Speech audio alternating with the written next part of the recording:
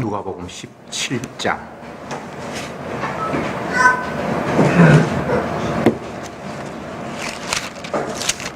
누가복음 17장 26절부터 마지막 절까지 교독합시다.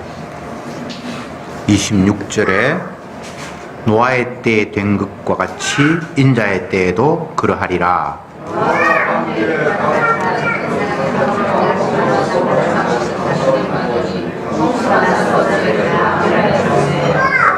또 롯의 때와 같으리니 사람들이 먹고 마시고 사고 팔고 심고 집을 짓더니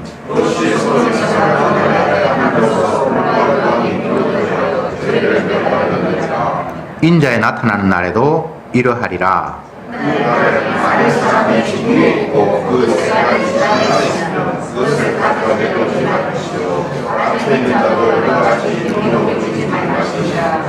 롯의 철을 생각하라.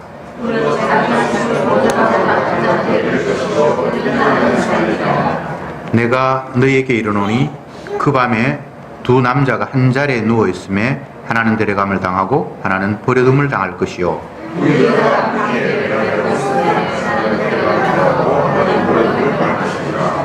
저희가 대답하여 가로되 주여 어디 오니이까 가라사대 죽음이 있는 곳에는 독수리가 모이느니라 하시니라. 아멘.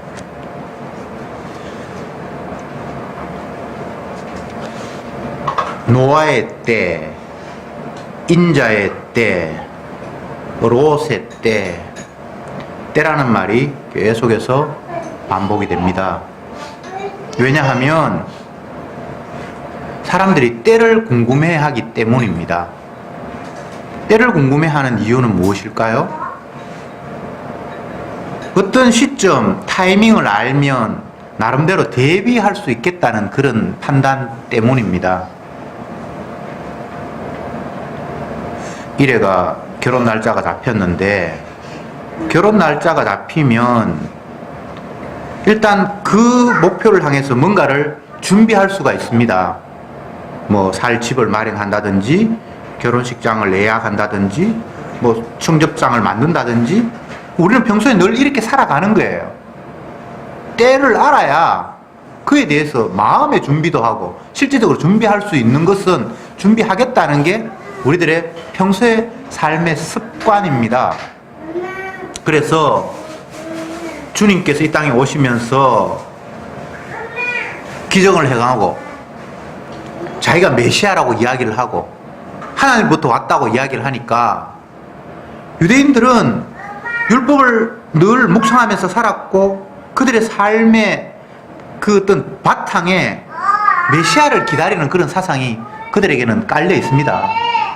그래서 메시아가 오기를 기다렸는데 예수님이 오셔서 자기가 메시아라고 하니까 그러면 이미 하늘나라가 시작이 돼야 되는데 시작이 되는 모습은 안 보이고 여전히 세상은 로마의 압정하에 있고 가난한 사람은 가난하고 병든 사람은 고통에 있고 분명히 하나님의 아들이 이 땅에 오면 하나님의 나라가 펼쳐져서 불행 끝 행복 시작이 펼쳐져야 되는데 예수님 메시아라 그러고 자기가 왔고 이제 하나님 나라가 이미 시작이 되었다 그러는데 옛날 하나님의 예수님의 이 땅에 오기도 전 모습과 지금이 하나도 바뀐 게 없으니까 답답하고 궁금하고 미치는 거예요.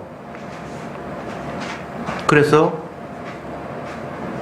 저 사람은 하나님의 아들이 아니야. 사기치는 거야. 속지 말자.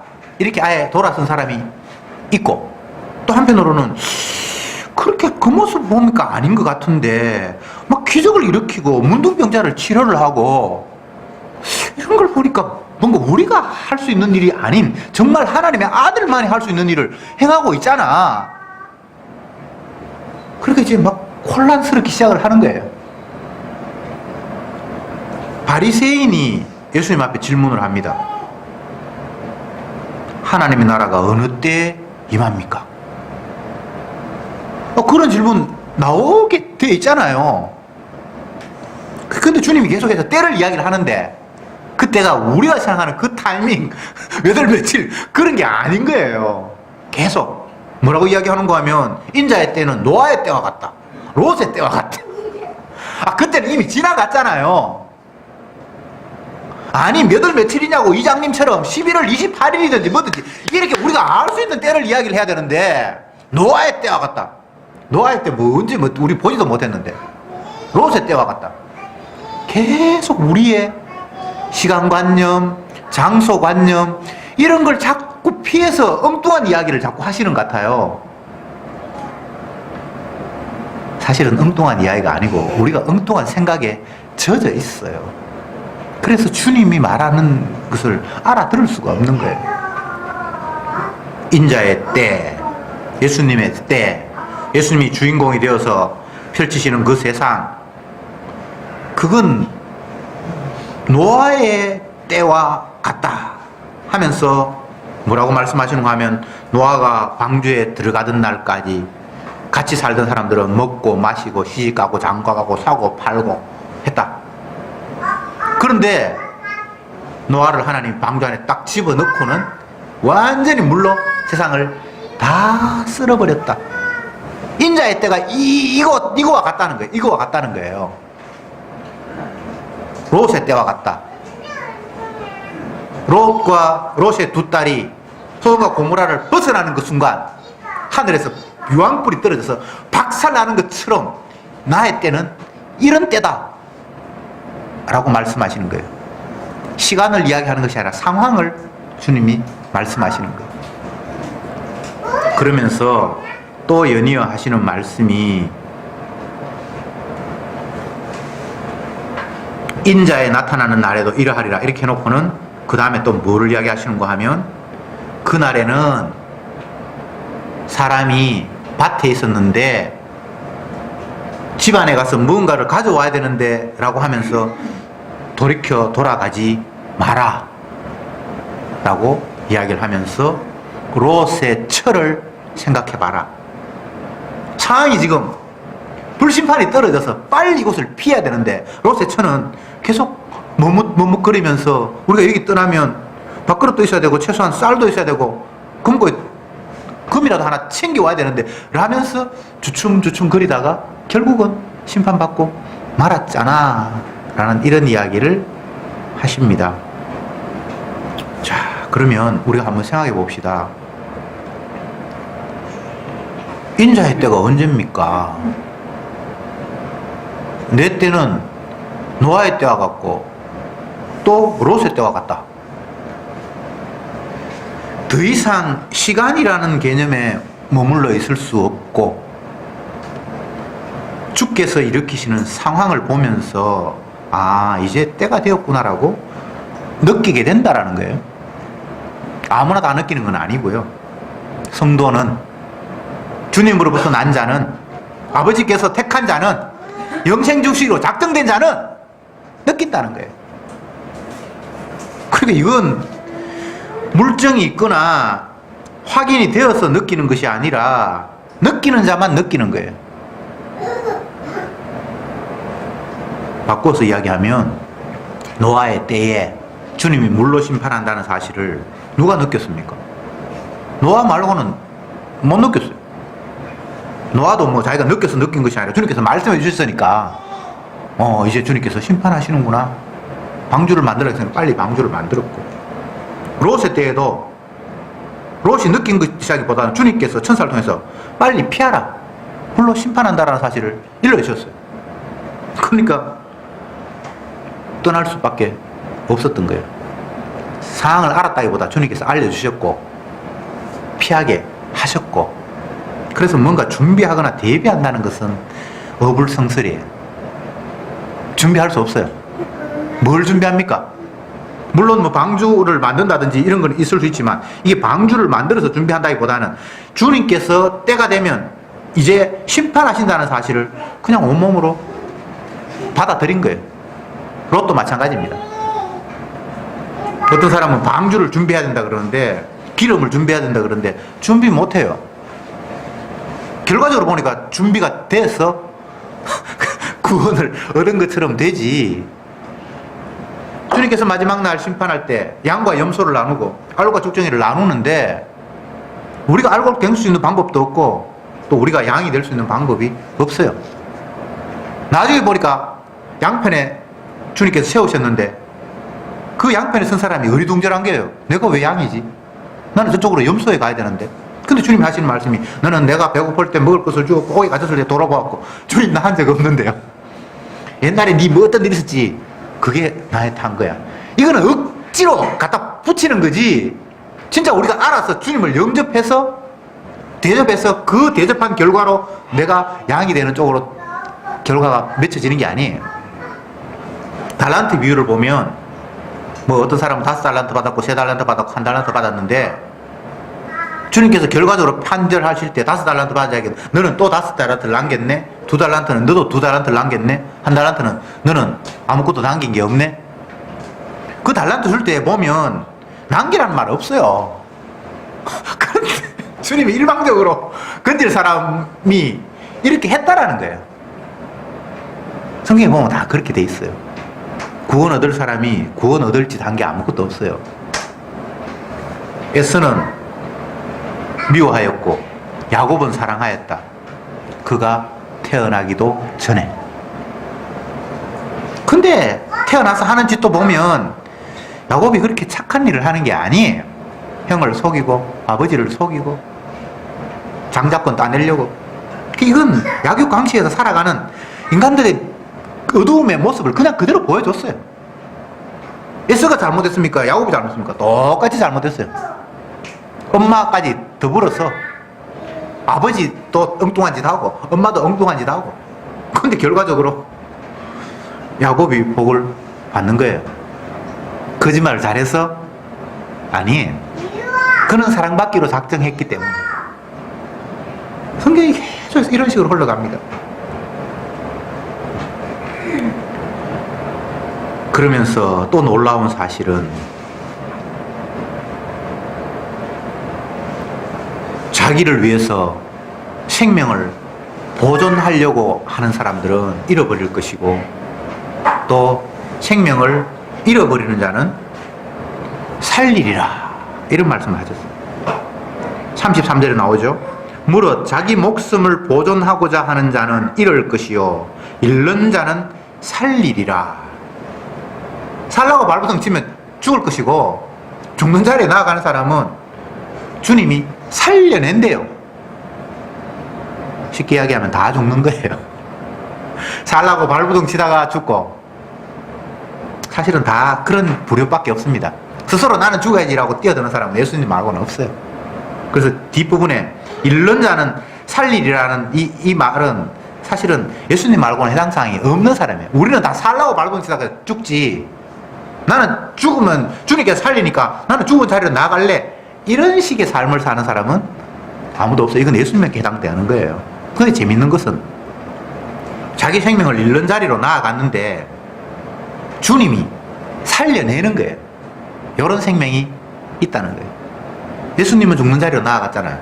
근데 아버지가 그를 3일 만에 살려냈잖아요. 여기에 희망이 있는 거예요.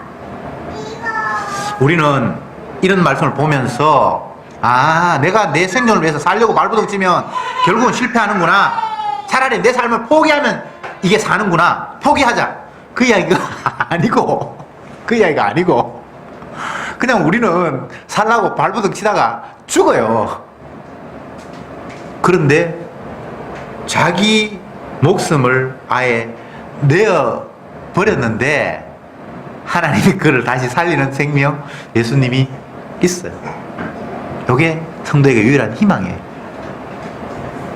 A를 이야기하고 B를 이야기하니까 사람은 A, 자기를 위해서 살려고 발버둥 치는 자, B, 자기 생명을 버리는 자. 이렇게 되니까 우리는 A 안 하고 B 하려고 생각하는데 우리는 A밖에 해당 사항이 없습니다. B는 예수님 이야기예요. 주의 말씀에 순종하는 자는 복을 받고 불순종하는 저주를 받는다. 여기는 A, B가 이제 바뀌었어요. 그러면 우리는 순종해서 복 받으려고 하는 거예요. 이거 우리에게 해당 사항 없습니다.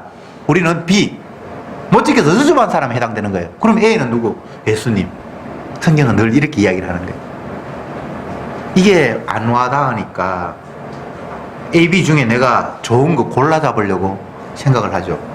해당 사항 없습니다. 빛이 세상에 왔는데 어둠은 못 알아봐요.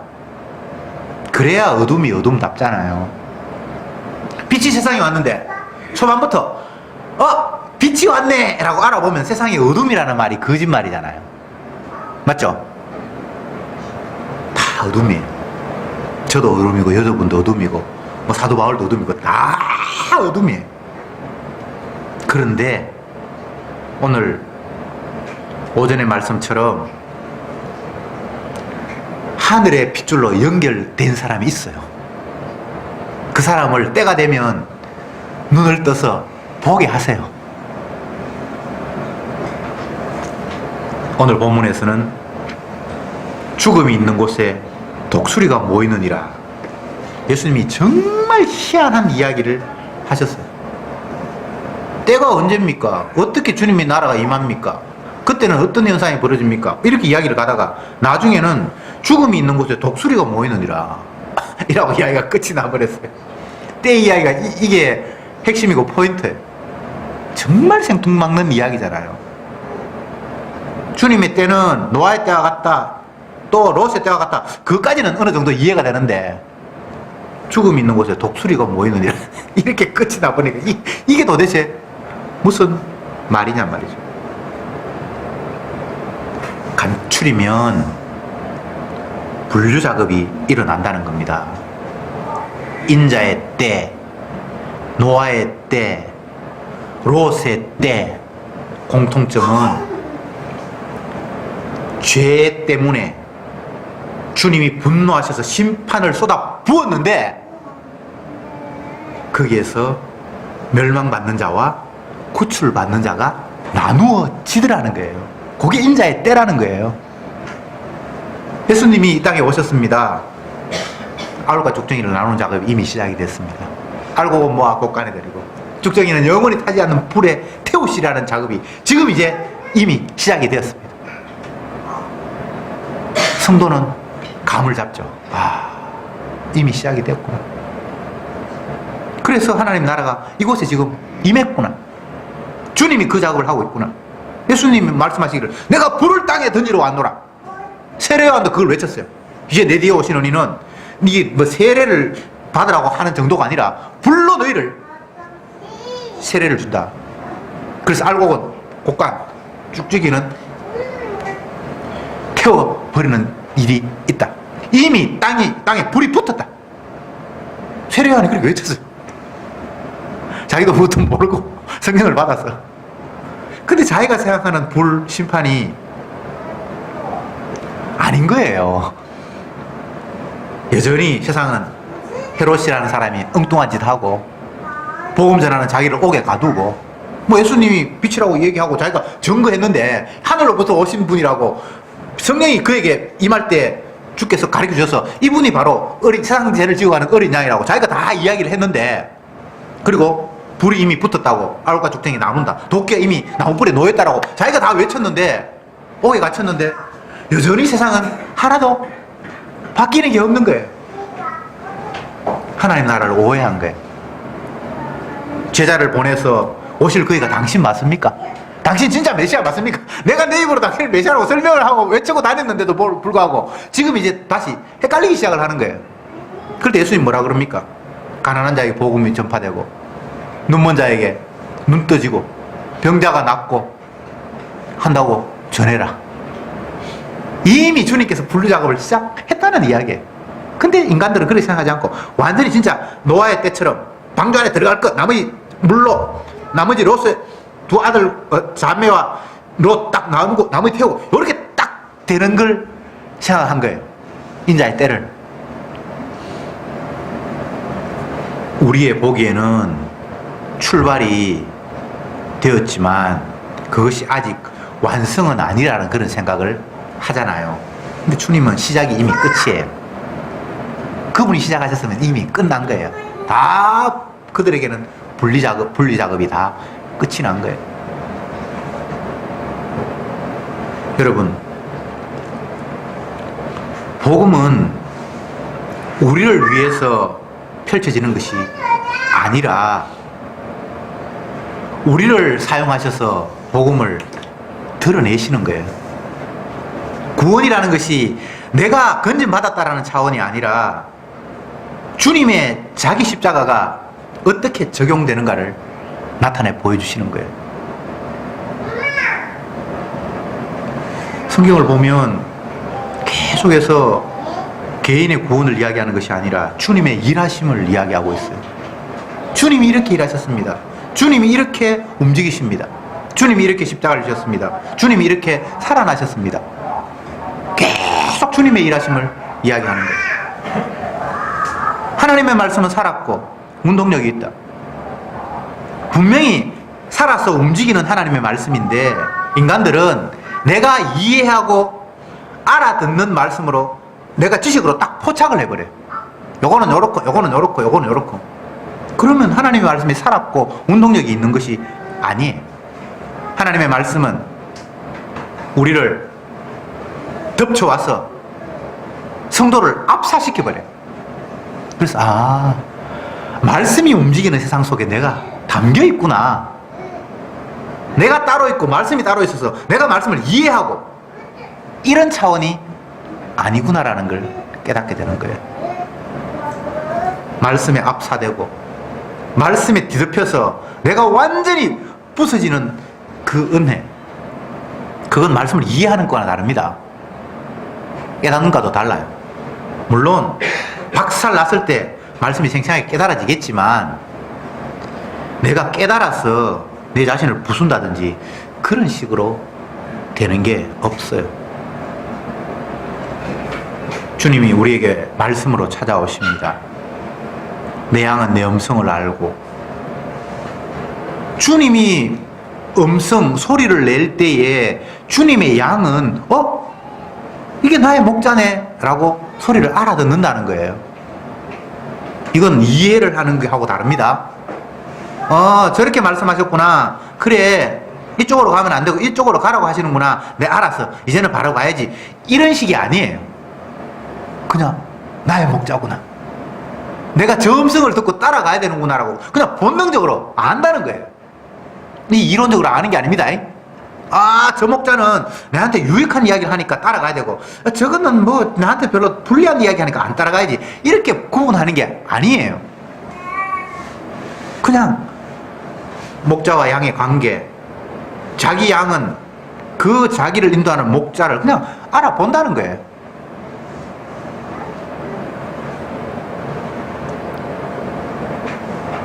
주님은 세상을 전적으로 쓸모없는, 저주받았고 어둠밖에 없는 공간으로 규정을 하셨어요.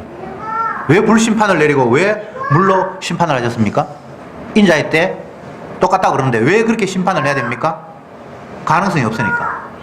더 이상 여기에는 주님이 기뻐할 만한 것이 없으니까. 죄로 가득 차 있으니까. 어둠밖에 없으니까. 생명이라고는 아예 없으니까.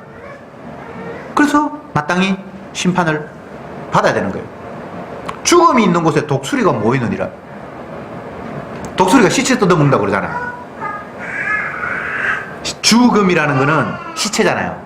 시체가 있는 곳에 독수리가 모일 수밖에 없다는 거예요. 이걸 밖으로 이야기하면 이 어두운 세상에는 심판 말고는 다른 게 기대될 게 없다는 거예요. 죽음이 있는 곳에 독수리가 모이듯이 저주받을 심판, 죄악이 가득한 곳에 하나님의 요한불 떨어질 심판 말고는 다른 게 없다는 거예요. 근데 그게 인자의 날이고 하나님의 나라고.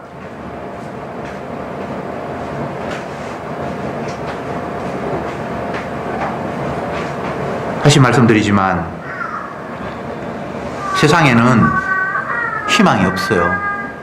왜? 죽음뿐이니까. 어두움뿐이니까. 마지막 표현을 이야기하면 시체뿐이니까. 이게 아무런 희망이 없어요. 그러니까 당연히 심판이, 불이 떨어져야 되잖아요. 그런데 그렇게 어두운 곳에 심판의 불이 떨어질 때에 거기에 비로소 분류 작업이 일어나서 구원받을 생명이 탄생한다는 거예요.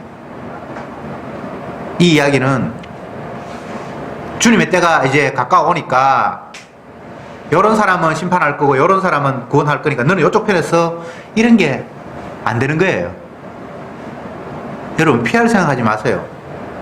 피할 수가 없어요. 죄의 싹은 사망이에요. 우리는 죄로 똘똘 뭉쳐 있어요.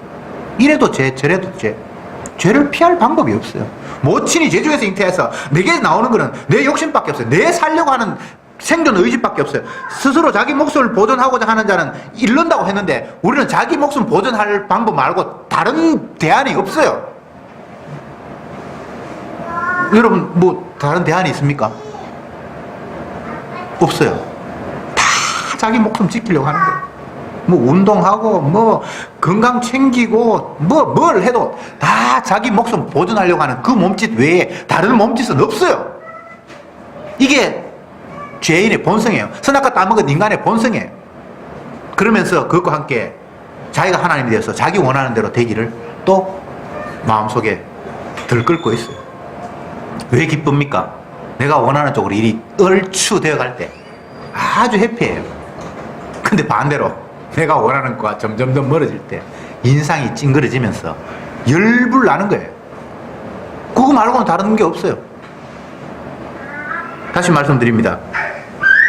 인간은 자기 목숨 보존하려고 하는 그 몸짓 말고는 없어요. 아닙니다. 나는 그렇게 안 삽니다. 그런 사람 있으면 손 한번 들어보세요.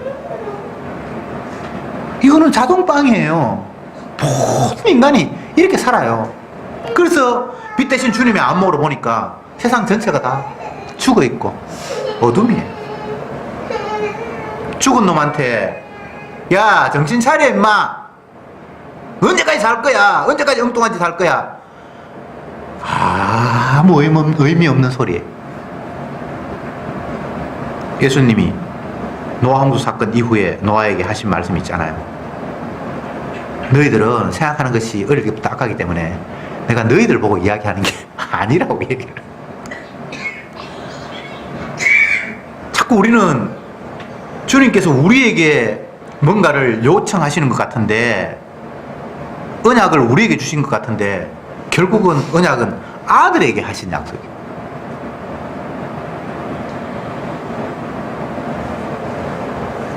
그런데 참 이상하게도 세상은 어둠이고 어둠이기 때문에 주님이 심판할 수밖에 없고 심판의 불이 떨어지는데 그 순간 아니야 건재할 희한한 생명이 주님께서 만들어내시는 거예요. 이게 주님의 구원이에요. 주님의 자기 사랑의 표현이에요. 열심히 복음을 전했는데 핍박하고 알아듣는 사람이 없고 거부하고, 그런데 주님은 계속해서 자기의 사도들을 보내요. 사도들을 죽이고 옥에 갇히고 가두고 입을 막고 뭐 오만 방해 공작이 펼쳐지는데 계속 주님은 자기의 사도들을 보내요. 그럼 하시는 말씀이 영생을 주시기로 작정된 자는 믿는다. 영생을 주시기로 작정된 자가 있어요. 그리고 하나님께로서 난 자가 있고 아버지께서 내게 주신 자가 있고 예수님을 향해서 얘는 건자된다라고 아버지께서 맡기신 생명이 있고, 이 이야기는 우리 보고 뭘 하라는 이야기가 아니에요. 할 수도 없고 하는 일은 기껏 자기 목숨을 보존하는 일 말고는 없어요. 그 보존하는 일의 결과는 잃을 거예요. 내 목숨 지키려고 하는데 주님은 빼앗아갈 거예요. 오전에 금고 표현 제가 이 목사님 말씀 인용해서 말씀을 드렸는데, 금고 안에 담긴 것은 자기 거 아니잖아요. 금고 안에 담긴 것이 금고의 것이 아니거든요. 주인이 필요해서 그냥 넣어놨잖아요. 그런데 빼앗갈 때 금고가 내 거 다 빼앗긴다라고 발부둥을 치고 있는 거예요. 주인 입장에서는 헐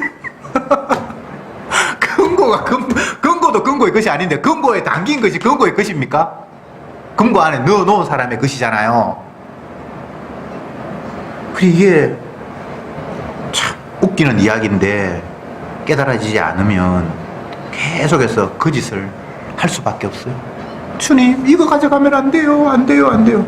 지게 아무것도 없는데 생명도 주님의 것이고 내 아들이 내 겁니까? 내 딸이 내 겁니까? 내 직업이 내 겁니까? 내 통장이 내 겁니까? 아무것도 내 게 없어요. 그냥 주님이 필요하셔서 청지기 맡겨놨어. 금고 금고가 필요해서 주님이 맡겨놨어요. 맡겨놓은 것은 필요할 때 언제든지 뺏으려고 맡겨놓은 거잖아요. 여러분이 주인이라 칩시다. 내 돈을 은행에 맡겨놨어요. 근데 돈을 찾으려고 그러는데 은행이 이거 내 거야. 이거 말이 안 되잖아요. 우리가 지금 그러고 있어요. 그런데 그러고 있다는 사실이 은혜가 오지 않으면 전혀 감 잡지 못하는 거예요. 주의 심판이 불이 내게 떨어질 때 번뜩 그런 깨달음이 주어지는 거예요. 내가 착각을 해도 보통 착각을 한 게 아니구나. 저주받아 마땅한데 내가 뭔가 엉뚱한 것을 기대하고 있었구나. 주여 얼마든지 나를 부숴주시옵소서라는 이런 마음이 번뜩 드는 거예요. 나는 시체고 죽음이기 때문에 당연히 주님의 불의 심판이 가장 합당하군요. 주여 나를 떠나소서 나는 죄인입니다 라는 이런 고백이 심판이 닥쳐오는 그 순간 번뜩 우리에게 깨달아지는 거예요.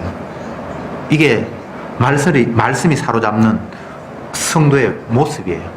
뭐 말씀을 이해하고 뭐 이렇게 하면 구원받고 이렇게 하면 구원 못 받고 뭐 백날 이론을 떠들고 성경을 내가 보니까 이거는 이런 뜻이고 저것이 뭐 열심히 제잘그렸는데 그런 게 아니라 그냥 주님의 말씀이 나를 덮쳐올 때에 내가 마땅히 저주받을 수밖에 없는 존재구나 라는 사실이 그냥 그렇게 퍼뜩 깨달아져요. 죽음이 있는 곳에 독수리가 모이는 건 맞아요. 그리고 내가 죽음이라고 그냥 내 시체라고 그냥 보여지는 거예요. 내가 어둠이라고 그냥 느껴지는 거예요. 나는 이제 깨달았어. 알아가 아니라 여전히 나는 어둠이구나. 성경을 펼쳤는데 보이는 거는 글자고 뭐 깨닫는 게 뭐 없어요. 저로 이야기를 하면 제가 받는 저주는 뭔가 하면 설교하려고 매주 준비를 하는데 성경을 펼치면 도대체 무슨 말인지 깨달아지지가 않는 거예요. 그래서 복음을 전하는 사람의 글을 보고 그분의 설교를 들으면 이런 이야기구나. 그래 이거 전해야지. 해서 전하면 난 또 그렇게 못 전해요. 이거 사람 미치는 거예요. 평생을 너는 복음 못 전하는 사람이구나 라고 깨닫게 하라고 그 자리에 세워두신 게 이게 저에 대한 저주예요. 그런데 여러분 어떤 경우도 주님은 자기 백성을 건져요. 엉터리 없는 목사를 세워서 성도들에게 저건 엉터리구나. 주님께서 자기 피로 건지는구나. 삐뚤어지게 이야기했는데 성도는 제대로 알아듣는 그런 희한한 역사가 벌어지는 거예요. 여러분 복음 제대로 깨달아서 구원 얻는 게 아닙니다. 주님이 자기 피로 건져요. 물론 심판의 역사가 닥쳐올 때에 내가 시체라는 사실을 깨달아지고 나는 저주 아래 놓여있다는 사실이 깨달아지는 거는 맞는데 그거 깨달았다고 해서 주님이 구원하는 게 아니에요. 암, 지식 이것 또한 자기 보존을 위해서 활용하려고 달려드는 게 만약한 우리의 모습이에요. 주님이 말씀으로 역사하셨는데 그것도 지식으로 챙겨 내 것으로 만들려고 하는 게 죄인된 우리의 모습이에요. 구체적으로 이야기하면 주님의 능력으로 성전 미문에 있는 안전뱅이가 일어났는데 은과 금은 내게 없거니와 내게 있는 것은 네게 주노니 나사렛 예수 이름으로 일어나 걸어가라. 사람들이 이 사람들 대단한 능력이 있구나. 아니야 내 능력으로 한 게 아니야. 주님이 얘를 일으켰어. 그렇게 해놓고는 낮에 되면 자기가 나는 이렇게 하나님 앞에 사용되는구나. 나는 참이구나라고 또 자기의 경험을 자기의 소유로 삼는 것이 죄악된 인간의 본성입니다. 그래서 그것도 부서져야 돼. 그것도 주님 앞에 엄청나게 두들겨 맞아야 돼. 그래서 성도는 평생을 주님 앞에 두들겨 맞는 과정, 또 두들겨 맞고 또 두들겨 맞고. 왜? 자꾸 내 걸 챙기니까. 자기 생명을 위해서 뭔가를 보존하려고 하고 지키려고 하고 있으니까 그게 부서지지 않으면 주님께서 다시 살리는 일이 일어날 수가 없으니까. 죄인에게 유일한 소망은 나는 어찌할 수 없군요 라는 겁니다. 아무리 바르게 하려고 생각을 해도 마치 개가 바르게 가려고 생각을 했는데 옆으로 가는 것처럼, 자기 딴에는 반드시 가려고 했는데 옆으로 가는 것처럼, 그게 죄인의 모습이에요. 죄인들끼리 비교하면서 네가 더 똑바로 갔나 내가 더 똑바로 갔나 그렇게 말할 필요가 없어요. 다 개걸음을 거두니까. 우리는 진짜 제대로 아버지 뜻을 따르신 예수님의 모습과 내 그 모습을 비교해 봐야 돼요. 거기에서만 참 비교가 가능한 거예요. 다른 거 인간들끼리 비교해 봐야 다 어둠이에요. 소경이 소경을 인도할 수 없어요. 한꺼번에 구덩이를 빠지는 거예요. 인간, 사람, 아무것도 아니에요. 주님, 진짜 사람이신 하나님의 아들, 육의 혈통으로 나서 아버지가 아들을 낳는 그런 모습이 아니라 여자의 혈통으로서 나서 이 땅에 태어난 진짜 사람, 그가 생명이고 그가 유일한 빛인데 그 앞에 나를 비교해 봐야 내 모습이 시체고 어둠이고 내가 저주 가운데 있다는 사실이 유일하게 깨달아지는 순간이에요. 결론적으로 말씀드립니다. 죽음이 있는 곳에는 독수리가 모입니다. 이건 자기 자신이 시체라는 사실이 깨달아질 때만이 주님의 심판이 보인다는 이야기예요. 지금도 주님이 여전히 심판하고 있어요. 불이 계속해서 우리에게 쏟아지고 있어요. 날마다 죽어야 마땅한, 저주받아야 마땅한 존재라는 사실이 지금도 우리에게 퍼부어지고 있어요. 성도만 그게 순간순간 섬뜩섬뜩 감이 오죠. 저주받는 세상 맞구나. 주님이 저주하려고 했던 세상에 내가 지금 놓여 있는 게 틀림이 없구나. 24시간 그게 깨달아지면 얼마나 좋겠습니까만 그건 아니고, 주님이 눈을 띄워주실 때, 심판의 불이 우리에게 떨어질 때에 우리는 그런 고백을 할 수밖에 없습니다. 그리고 그 순간이 알과 죽정이를 나누는 순간입니다. 그 유황불이 떨어지는 그 순간이 롯과 롯의 두 딸과 나머지 사람이 분리되는 순간이고, 물로 심판할 때에 방주 안에 들어감과 방주 밖이 나누어지는 순간입니다. 기도합시다. 주님, 감사합니다. 오늘 이 시간도 다시 한번 주님의 날, 인자가 주인이 되어서 펼치는 세상 모습을 말씀을 통해서 다시 한번 확인했습니다. 우리는 내가 주인공이 되어서 내가 원하는 세상을 기대하고 있고 내 생명 보존하는 것이 진리라고 굳게 믿으며 나도 모르게 그쪽 방향으로 열심히 달려가고 있는데, 주님은 우리를 바라보시면서 너는 시체다. 시체에게는 독수리가 쪼아먹는 것 말고는 다른 대안이 없다. 죄악이 가득한 세상에는 주님의 유황불 심판만이 유일한 대안이다라고 우리에게 일러주셨습니다. 그런데 이것이 우리에게 지식으로 느껴짐이 아니라, 그곳에 머물러 있음이 아니라, 주님께서 정말 죄인된 나에게 엄청난 심판을 쏟아 부을 때에 그곳 속에서 내가 비록 죄인이라는 사실이 다시 한번 깨달아지면서 주님의 보혈의 피가 나를 대신해서 주님께서 저주를 받으심을 통해서 우리에게 새로운 생명을 안겨주신다는 놀라운 진리를 발견하게 하시오니, 주여 그 은혜 속에 순간순간 찬양하며 살아가는 저들이 되게 해주옵소서. 예수님의 이름으로 기도드리옵나이다. 아멘.